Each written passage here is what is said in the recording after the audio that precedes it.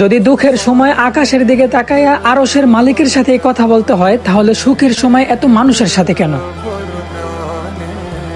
যদি নিজের খারাপ সময় একমাত্র স্রষ্টারে ছাড়া আর কাউরে পাশে না পাওয়া যায়, তাহলে ভালো সময় আপনার পাশে এত মানুষ কেন?